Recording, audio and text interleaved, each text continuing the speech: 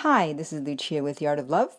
This week I would like to talk about how to raise someone's interest level. If you've heard my last few podcasts, you'll know that I mentioned interest level and I talked about the things that lower someone's interest level. So I received emails asking, okay, well then how do we raise someone's interest level?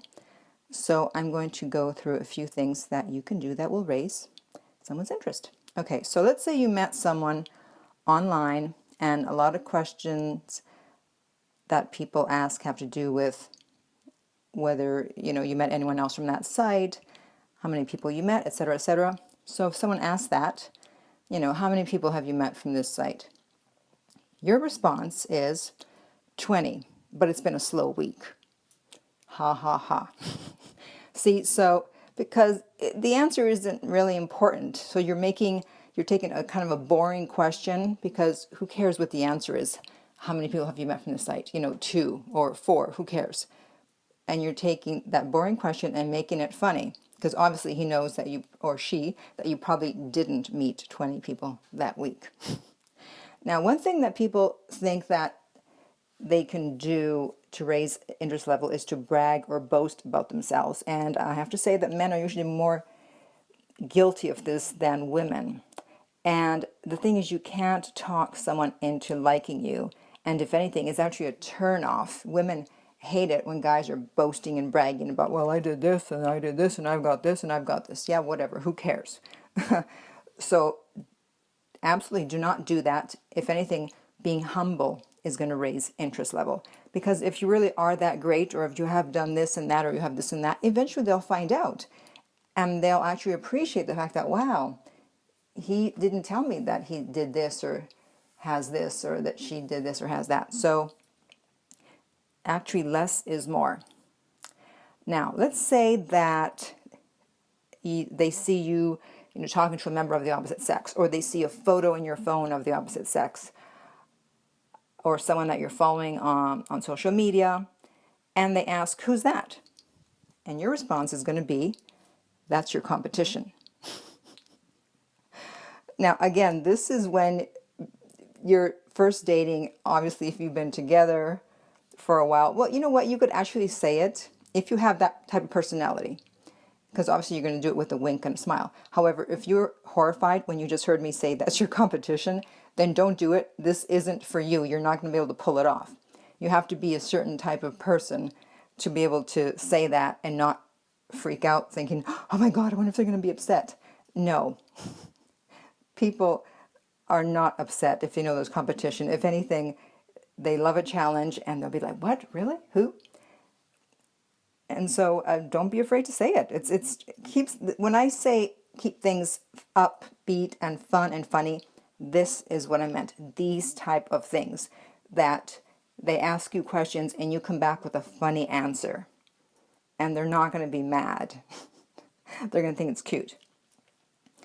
But how about further down the line? Let's say you've been dating for a while, you're exclusive, and the person you're dating says, I love you, but you're not ready yet.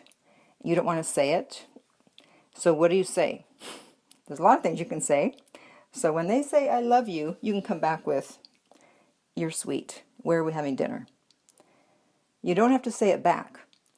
And they're not going to get mad if you don't say it back. That's what everyone's always worried about. You're coming from a place of fear. You don't have to worry.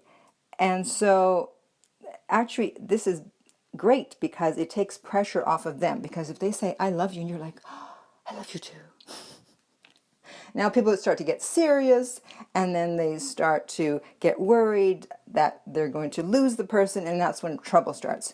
So if you're upbeat and funny about this, or you can say, oh, yeah, you've got great taste, please pass the salt, then they know they don't have to worry about you getting too serious about them. Because remember, dating is a dance. You take a few steps forward and a few steps back. It's not linear as people wish it was, where you just keep taking steps forward and everything leads down the path to the commitment.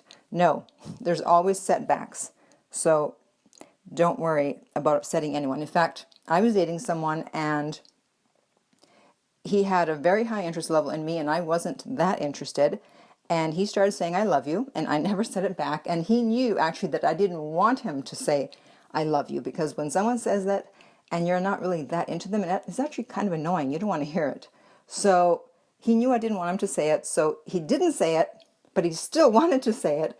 And so whenever he would leave, he would look at me and he'd say, should I say it? And I said, no, don't say it. So it became like a joke.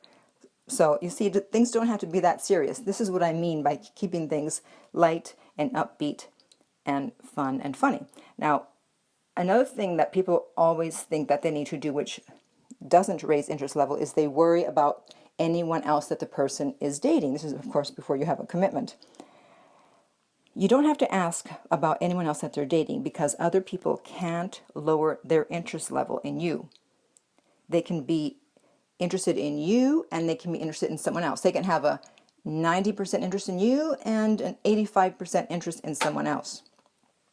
So don't automatically think, oh, well, if they're interested in other people, then they're not going to be interested in me or they're going to be less interested in me. That's not how it works. It's like everyone has their own interest level, just kind of the way everyone has their own IQ. So interest level goes from 0 to 100. 100 means that they're totally madly in love. 0 means they couldn't care less about you. And if interest level goes below 50, that's when people break up with you. So you want to keep it high, get their interest level up higher than yours, and not worry about whether they're interested in someone else, because your interest level depends on what you do. Their interest level in you depends on what you do. And if you start nagging and bugging them about other people, it's going to go down. And by the way, when their interest level is in the 90s, they will just automatically stop seeing anyone else because they don't want to, because they're having so much fun with you, because you're being light and upbeat, up funny, and you're answering questions like, that's your competition, and thank you, please pass the salt, that they want to be with you. And so you don't have to have the talk about, where's this going? What are we doing? Are you seeing anyone else? You just raised your interest level and they don't want to see anyone else. I had a client of mine. He's in his 30s, very good looking, great job. He was dating casually, a few people here and there. And then when he met someone that he really liked, boom, he immediately, and it doesn't always happen immediately, but this guy did it immediately, contacted everyone else and said, hey, I've met someone, so I can't sue anymore. And that just happens. You don't have to drag someone kicking and screaming into commitment if they're interested. And so that's why interest level is so important.